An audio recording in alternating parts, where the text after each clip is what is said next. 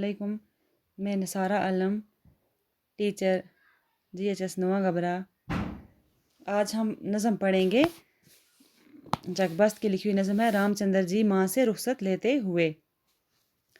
کیا جانے کس خیال میں گم تھی وہ بے گناہ، نور نظر پہ دیدہ حسرت سے کی نگاہ، جنبش ہوئی لبوں کو بری ایک سرد آہ، لی گوشہ ہے جسم سے اسکون روح کی راہ، چہرے کا رنگ حالت دل کھولنے لگا، ہر موئے تن زبان کی طرح بولنے لگا۔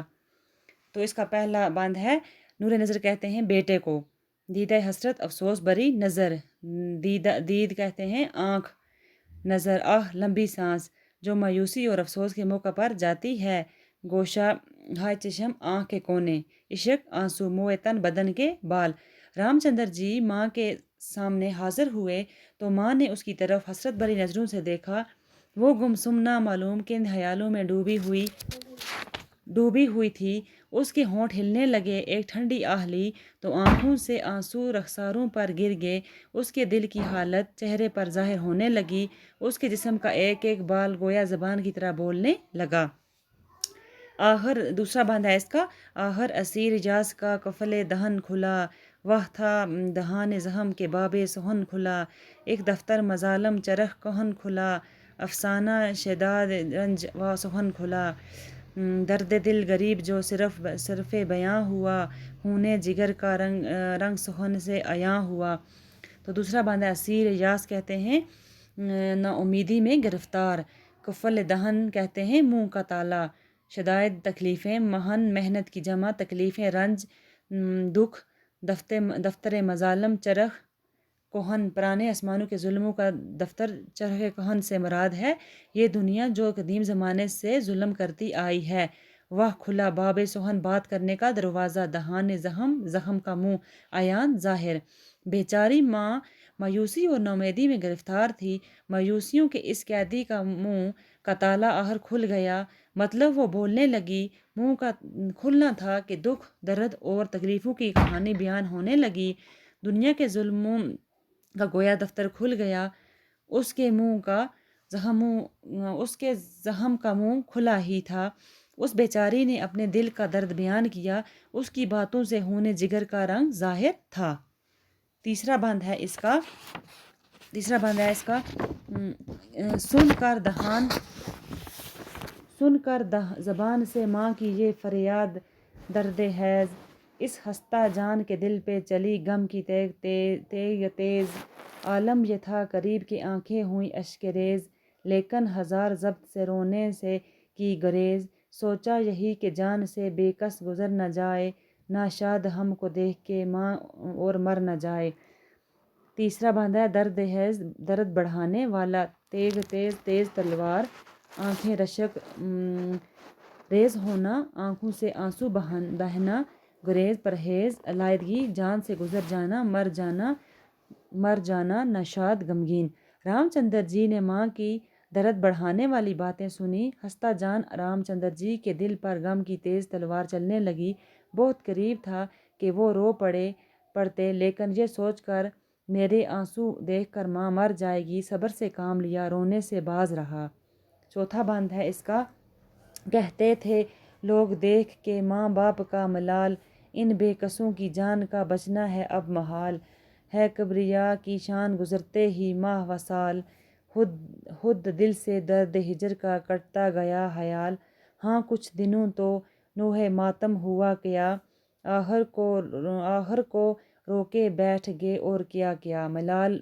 چوتھے بند کی تشریح ہے، ملال کہتے ہیں دکھ، محال مشکل، کبریا خدا بڑا خدا، درد سحر دوری کا درد، نوحہ ماتم۔ لوگ رام چندر جی کے ماں باپ کا دکھ دیکھ کر کہتے تھے کہ ان دونوں کا بچنا مشکل ہے۔ اللہ تعالیٰ کی بڑائی ہے کہ مہینے اور سال گزرتے گئے اور دوری کے درد کا خیال کم ہوتا گیا، کچھ دنوں کے لیے ماتم کرتے رہے، آخر رو دھو کر خاموش بیٹھے گئے۔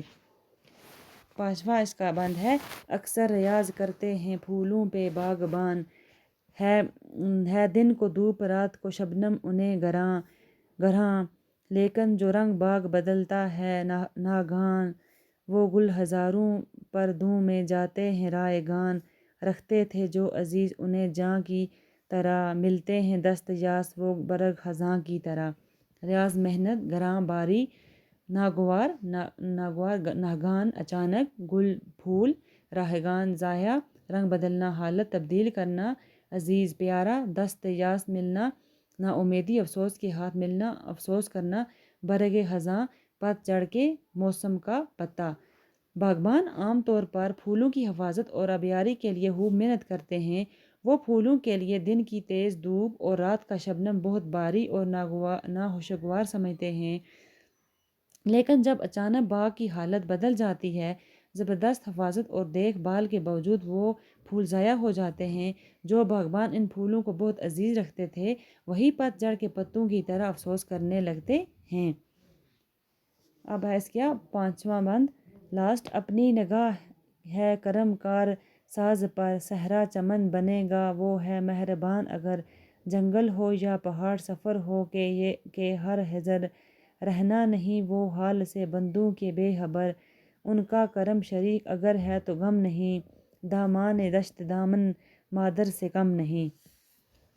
نگاہ نظر کرم کا ساز اللہ کی مہربانی ہجر قیام دشت جنگل۔ رام چندر جی نے کہا کہ میری نظر اللہ تعالیٰ کے کرم پر ہے، اگر وہ مہربان ہوگا تو جنگل میرے لیے باغ بن جائے گا۔